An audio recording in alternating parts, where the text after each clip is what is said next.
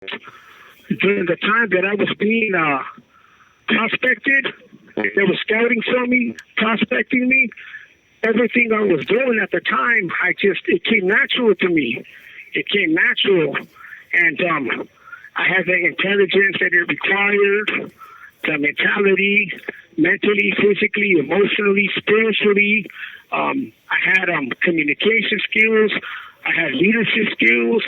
I get along with everybody. Everybody knows me. I'm a communicator. I get along, and I know how to communicate with black, white, Mexican, Northern, Norteño, Sureño, Crips, Bloods, Central Californians, Bulldogs, others. And at the same time, I was always ready to handle business without notice at the drop of a hat. With no hesitation. It just came natural to me. I was young. I was angry. I was frustrated, but I was angry, full of rage, because I got locked up at a young age.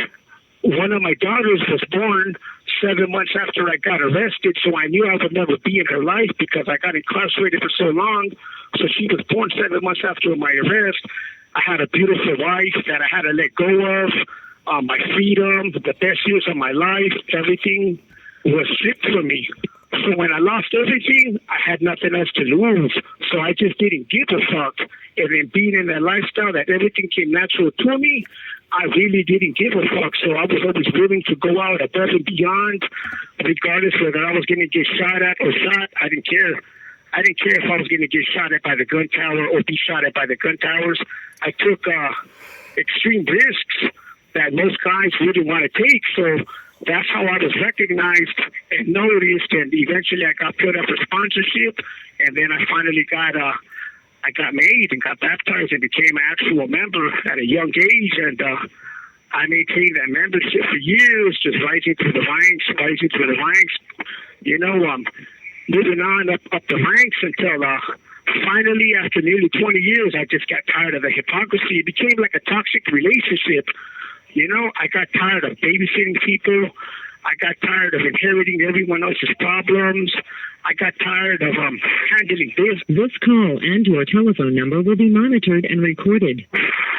And then my daughter that was born after I got arrested, she became an adult, and then she ended up having kids. And then, I have my daughter, my family. I got nephews and nieces that I've never met yet, that whenever I get in touch with my family, they all want me to come home. All my hoopers from the neighborhood that I grew up with, when I talk to them, they just ask me to come home. And for years, I lost contact with a lot of people, so I thought I didn't matter to anybody. I thought nobody really cared about me. But as I grew up, in my last years as an active member, I finally started realizing that I got people that care about me, people that want me home, people that want me home for my better interests, that they don't want me to be in prison. And the guys in prison, even though they're good dudes, they were not in it for my better interest. My better interest is to be out. I didn't want to die in prison. I don't want to die in prison. So now I'm just waiting on these remaining years to get out and start life new. Be a prime example for my kids, my grandkids, my nephews and my nieces, my family, and then give back to the community by sharing my testimony and helping others, separate themselves from that negativity, that negative lifestyle, opening doors, letting them know through my words of wisdom that there's options, there's opportunities out there. People have a choice. People don't have to come to prison. People don't have to use drugs. People don't have to stay in the criminal lifestyle. There's better options. There's better pursuit in living life. Fuck being in prison. There ain't shit in here for nobody. I would have rather, if I could turn back the hands of time, I would rather be that schoolboy, that fucking nerd in school that had everything before him, because the nerds in school that I grew up with, those are the dudes that are living good out there, living fucking luxurious, living large. They didn't have to waste their time in prison. I got to go out and start over again. And even though I got a good dynamic and support system, I'm starting life late, but I'm going to start life late, but I'm still going to make something of myself. I might not be able to have all the things I could have had if I would have spent my whole entire life out there instead of being locked up, but I'm going to make something of myself, and I'm going to be content with just being able to share my testimony with the masses of youth, troubled teens, and troubled teens. because I know my words will make a difference. You know, release date. My release date right now is 2031. I got a little over 5 years left, but in the next 2 years, next 2.5 years, I can get released to an early release program. My release date is in 2031, but in the next 2 years, I will qualify to go to a early release program back into the community. You know, like transitional housing. You know, that way I could go to a early release program, and I'll stay there for the duration of my time. And while I'm there, I'll be able to go to work at a local business. I'll be able to work a regular job and get paid a minimum wage, and then just save my money at that program. So when my release date comes up, I'll be able to have money in an account saved up, so it'll be easier for me to get on my feet and reintegrate back into society. You know? Yeah. There's a lot of programs available now to help people like me that are provided by the federal government, the state, and the county. You know, we didn't have that before, but now there's incentives for employers to hire ex-felons like me, you know, so but I'm going to go out there and I got a lot of friends that own their own businesses. They're their own bosses, they own their own businesses, and they've got jobs of opportunity for me. They want to hire me on, so I'm going to have good benefits, good pay, you know, good incentives. But at the same time, I want to share my testimony with everybody at junior highs and high schools, because everything that I went through was avoidable, it was preventable. You know, so if I could be that voice to reach out to these troubled kids, to open up their eyes, their ears, that the life that they're pursuing, there's no future in that shit. And if I can make a difference, then it'll be well worth it.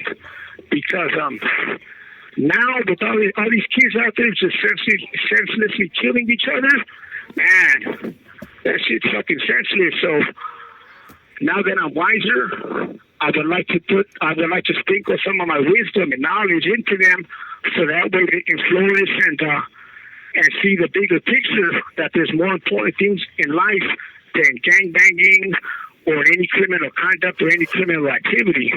Because a criminal lifestyle don't last forever, man. Eventually, everybody's day comes, you know? Yeah. There's better things in life, man. There's better things in life. Like, fuck, if I could go to 7-Eleven right now and buy me a soda, I would.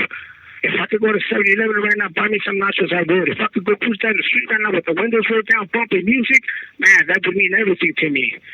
I got incarcerated when we still had beepers and pagers and flip phones. They didn't even have texting when I got arrested. Now there's all this new technology, man, that I got to catch up on. So when I get out, it's going to be a whole new world that I'm ready to explore, and I'm ready to start life anew, and I'm ready to share my wisdom and my experiences with the world, you know, because I know there's a lot of kids going through what I went through out there when I was young. And I know there's a lot of kids suffering in silence like I did when I was a kid. You know, so if I can be that positive influence to help them turn their lives around, I will. You know? You've been through any riots in prison? Yeah, I've been through a lot of riots. I've been through riots with blacks, with Los Daniels, with Bulldogs, personal conflict riots between me and the homies. And then during the course of these riots, I mean, people got severely injured. We were shot at by the gun towers. And in some incidents, some guys got shot, some guys got stabbed, some guys died, some guys did it, you know. But everybody's got battle wounds. I got scars all over my body from knife fights, from stabbings, from being shot with the gun by the gun tower. Man, I've been unconscious. I've been hospitalized. I've been resuscitated. One time I was resuscitated 3 times within a 34-minute time span because I was bleeding out so much from being shot in the chest by the 223 Mini 14 gun tower by the rifle from the telecop. Another time I was grazed on the side of the head by a bullet because I was handling business. And there was a few other times that I've been shot at when I was handling business, you know. But yeah, I've been through numerous riots, cell extractions, one-on-ones. I've had pepper spray grenades thrown at me. Man, we've been through a lot of. I've been through. I mean, like I said, I was on the worst. On the one of the most violent prisons in the whole entire state of California for 19 years and 7 months straight. That's the only life I knew. Everything was extreme violence. And if we were getting involved in something, it was somebody else getting involved. Other factions, other prison gangs that were handling their business. If it wasn't us, and if it was us, it was us. If it wasn't us, it was other guys doing the same thing we were doing. That's just that, it's a revolving door of violence. Some guys survive, some guys don't. Some guys lick their wounds. Some guys ended up losing their mind and getting sent to mental hospitals because they went crazy. Some guys committed suicide. Some guys died in the process.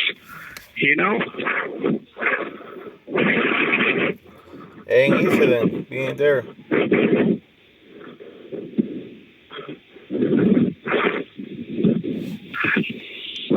So, any other questions you got, man? Ask. Yeah, it's not, but now that I dropped down to the lower levels after I retired from that lifestyle, from being a big homie, once I dropped out, I was able to drop to a lower level prison, lower level points, so I'm no longer in a maximum security prison. I'm in a level 2. The maximum security is a level 4. Now I'm on a level 2. I'm on a level 2 prison with less violence. Everybody's programming. Everybody's short timing.